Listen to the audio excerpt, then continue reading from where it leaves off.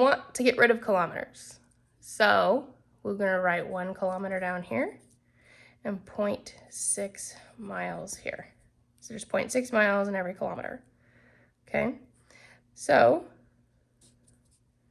you can cross out the kilometers, multiply across, and then the bottom and divide, but everything down here is 1. Okay, so it's just 330 times 0.6, which is 205 miles. So that's how far the two volcanic centers have moved away from each other. Okay, then you're going to start looking at what the slip rate is. Okay, so slip rate is distance over time. Okay, we now have the distance, and the question number 4 gives us the time, which is 25 million years. So all you have to do is plug and play.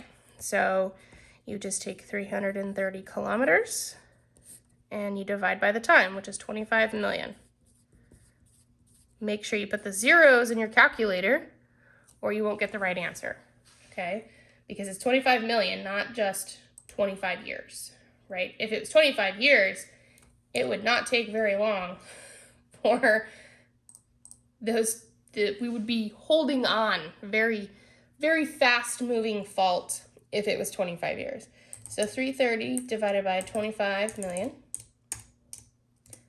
is 0.00013 kilometers per year. So this was years, remember, okay? So this is what it is in kilometers per year, okay? Now, it'll ask you to convert that for number 5 into centimeters and inches so that you kind of understand what this means.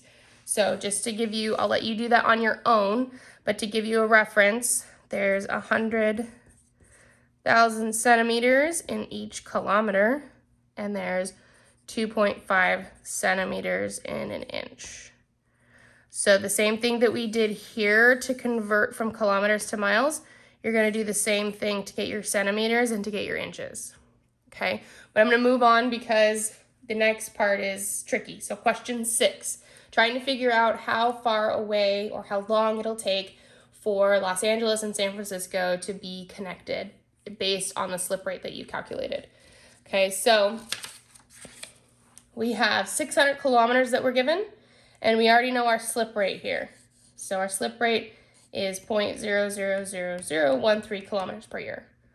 Okay, we have to use kilometers per year because we are given kilometers in our distance.